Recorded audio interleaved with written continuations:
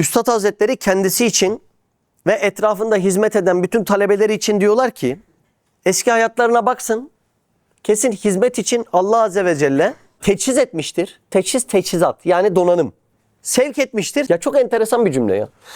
Ben Risale-i Nur'a ehemmiyetli hizmet eden kardeşlerimin tarz hayatlarına dikkat ettim, gördüm ki aynı benim güzeran-ı hayatım gibi Risale-i Nur gibi bir netice için teçhiz ve sevk edildiklerini gördüm diyor. Teçhiz ne demekti? Donanım. Yani eski hayatına bakıyorsun, bazı okumalar yapmışsın, anlama seviyen, hitabet tarzın, cesaretin, insan ilişkilerin gelecekte yürüteceğin mühim hizmet için verilmiş sana. Ya çok zahmetli insanlarla çok ilginç muhabbetlere girmişsin, bir bakmışsın ileride başka insanlara da hayra yönlendirmek için sabrın ve dil kabiliyetin gelişmiş gibi.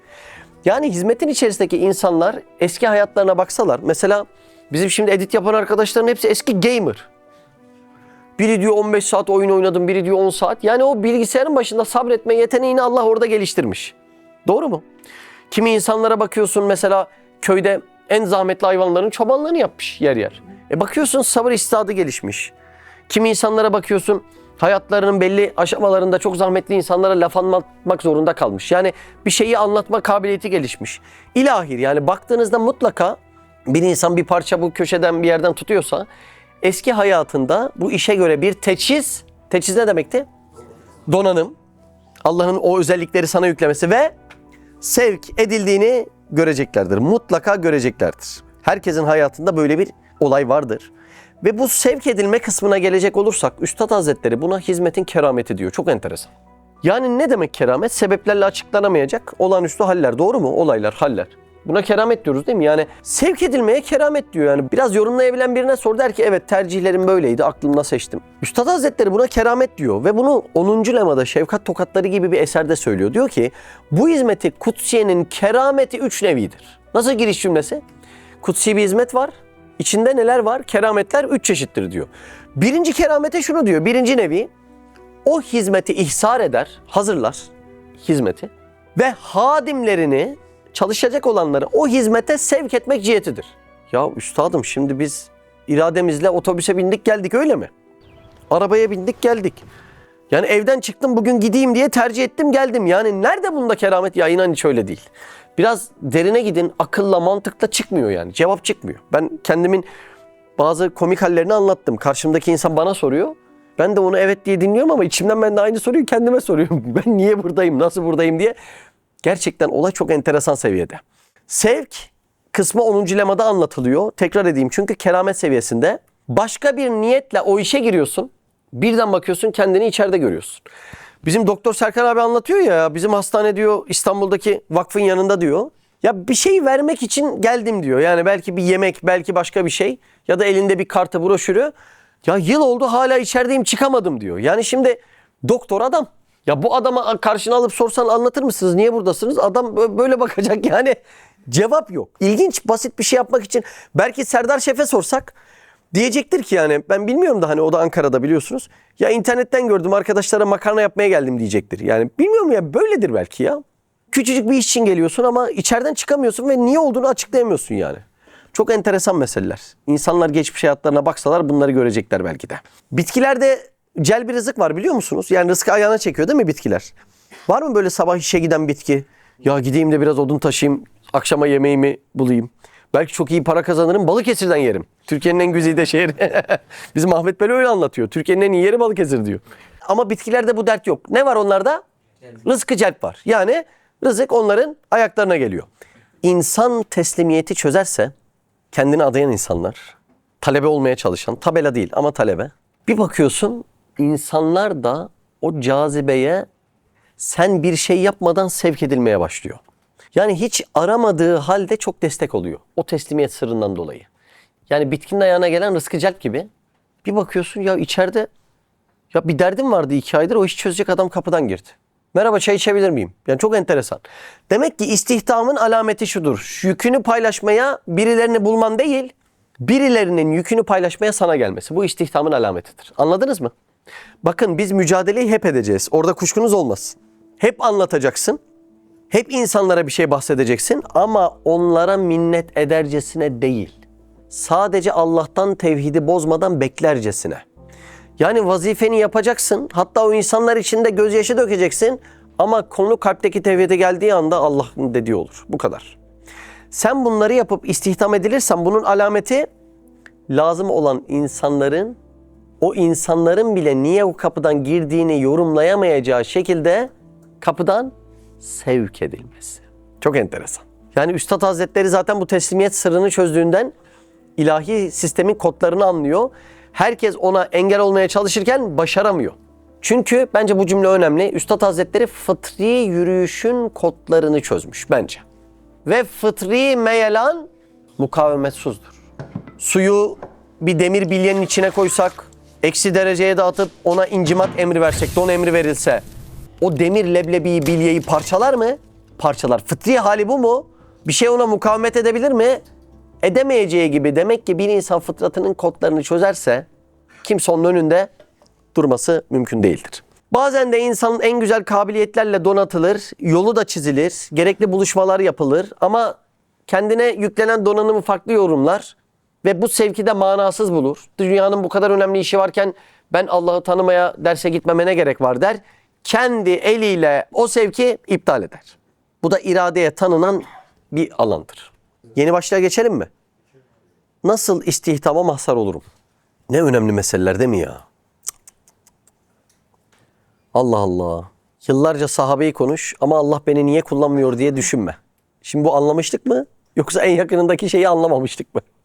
Çok garip ya. Kalbimiz çok karışık, çok. Çok put var içeride. Anladım dediğimizi bile anlamıyoruz maalesef. İstihdama nasıl mazhar olurum? Yani ne olsa Allah Azze ve Celle beni istihdam eder. Öncelikle şurayla başlasam iyi olur. Ben bir şeyler yapıyor muydum bunun için? Yapıyordum. Meyil, cehd, gayret, çok samimi bir dua, gözyaşlarıyla bir ızdırap hali. Allah da bir şeyler veriyor bunun karşılığında. Değil mi? Haşa ve kella masada kart dağıtır gibi olmuyor iş. Sende bir damla bir şey var ve o damla süte damlatılan mürekkep gibi bütün süt o mürekkebin rengini alıyor. Olay böyle cereyan ediyor. Ama tekrar edeyim, ben bir şey yaptığım için Allah Azze ve Celle karşılık veriyor ama verdiği karşılık yaptığımla hiçbir tenasübü yok. Anlatabildim mi demek istediğimi? Yani küçük ve merhamet ettiğiniz bir çocuk bakkala geliyor. Amca elimde 1 lira var, dondurma verir misin diyor. Dondurma da 100 lira. Ya sen onun halini görüp 10 bin liralık eşya veriyorsun ona. Çocuk bir şey yaptığı için mi verdin? Evet bir şey yaptı. Bakkalına girdi. Çok samimi bir şekilde bir cümle söyledi. Ama verdiğin şey o 1 liranın karşılığı mı? Çok üstü. Olay tam böyle gerçekleşiyor. Kafanız karışacak da o 24. sözde sultanın karşısına çıkıyor. Al sultanım benim hiçbir şeyim yok diyen adam var ya. Orayı anlayan burayı anlıyor. Olayın sırrı orada. Kulluğun sırrı orada. İhlasın, namazın sırrı orada. Mahcubiyet ve mahfiyet sırrı. Şimdi burada iradenin çok önemi var. Ortaya koyduğun irade ile sonucun arasında bir tenasüp yok. Bunu tekrar söyledim. Yani maturidi olarak bakarsak sen küçük bir şey ortaya koyuyorsun ve Allah Azze ve Celle seni o akıntıya kaptırıyor. Doğru mu? Ortaya küçük bir şey koyuyorsun. Yani bir temayül, bir kabiliyet, önemsiz gördüğün bir his var. Bir şeyler yapmak istiyorsun ama ne yapacağını bilmiyoruz. Allah Azze ve Celle de böyle insanları seçiyor. Çok enteresan. Bence şurası çok önemli. Herkes eski hayatına baksın. Allah beni niye sevk etti? Kiminin Kabe'de ettiği bir dua çıkabilir ama bence %99'u böyle değil. Bence %99'u yataktan kalkmışsındır. Çok dertli kalbin. Ya bu dünyaya niye geldim yani? Dünyanın tılsımını çözmeye çalışıyorsun. Niye geldim ben bu dünyaya? Ya ben çöp mü olup gideceğim, leş mi olup gideceğim, öyle değil mi? Şimdi Allah'ı tanımayan bir ölümlü olur ya da ihlas olmayan bir amelli olur. Leş olur. Leş koktuğu gibi o amel de kokar. Yani ben Allah'ı nasıl razı edeceğim, ihlası nasıl kazanacağım? Dertlisin, çok dertlisin. Böyle neredeyse böyle gözün bir şeye ilişiyor, gözünden yaş gelecek ve o anda da girmişsin ve başını şampuanlıyorsun. Yani başını şampuanlayıp köpüklerken ki aklın orada değil, kalbin orada değil. Yani günlük rutinini yapıyorsun ama o kadar kalbinden koparak bir cümle ediyorsun ki o anda onun kabul olma ihtimali çok büyüktür. Olayı anlatabildim mi? Yani gayri iradi. Çünkü iradenle değil. Gayri şuuri. Yani ne yaptığının farkında değilsin. Belki kendine çay dolduruyorsun. Belki ateş başında arkadaşlarla otururken onun bir esprisine gülüyorsun ama içeriden diyorsun Allah'ım ne olur beni helak etme. Ya oradaki bir çığlık. Neyin çığlığı? Latife-i Rabbaniye'nin çığlığı. Kalbin çığlığı. Oradaki samimi bir çığlık. Allah Azze ve Celle'nin madem benim dinimle dertleniyorsun seni geleceğin en güzel günlerine sevk ediyorum demesiyle hikaye başlıyor. Çok komik başlıyor. Sonra biri geçerken akşam şuraya gidelim mi diyor. Telefonuna bir cümle geliyor, bir video geliyor. Geçerken takılıyorsun. Ya çok komik olaylar oluyor ya. Çok, yani sebepler planında çok komik ama lahuti alemde mühim bir anlaşma var. Anladınız mı? Lahuti alemde çok eminsin ve Allah'ı istediğini net ifade ediyorsun ama sebepler planında nasıl olay? Ya çok komik ya. Çok komik. Ya bizim burada arkadaşın annesi, dişçinin, yıllarca izlesene gitsene, izlesene gitsene. Ya anne bakarız falan diyor. Fatih Ünal'ın İstanbul'a gittiği gün arayası tutuyor. Ya niye yani? Ya bizim Ünal da ehli muhabbet ya. Gel bakalım bir çay içelim, muhabbet edelim. Ya çok komik ya. Öyle değil mi yani? Sebepler planında bak şuna dikkat edin. Birçok insanı getiren adam yoktur, kendi buradadır. Buyurun. Bak gerçekten ya bunlar şaşıralım diye var. Olayları Allah'ın yarattığını anlayalım diye var.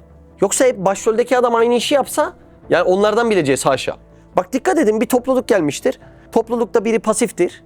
Biri de aktif sebep olmuştur. Aktif sebep olan ve diğerleri gitmiştir. Pasif olan ben gidemiyorum buradan diyordur. Ya hep böyle oluyor. Yani olayın o insiyak kısmı, ya o sevk edilme kısmı çok anlamlandıramadığın bir olayda ve çok ham bir halde oluyor. Tekrar söyleyeyim, yani bugün mükemmel meseleler düşüneyim ve Allah'ın dinine katılayım. Ya böyle olmuyor.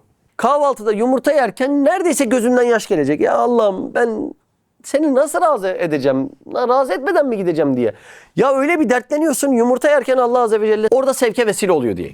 Olayı anlıyor musunuz? Belki başını şampuanlarken, belki çiçeği sularken. Ya belki saçını tarıyorsun ve belki ağzında ıslık var. Yani bir rutine kapılmış gidiyorsun ama kalbin bambaşka bir yerde. Saçın taranıyor, tü tü tü diye ıslık çalıyorsun. İçinden ne diyorsun ki Allah'ım ben kabirde sana nasıl hesap vereceğim? Kurban olayım beni bırakma diyorsun. Ya bu işin altında bu var, bu var.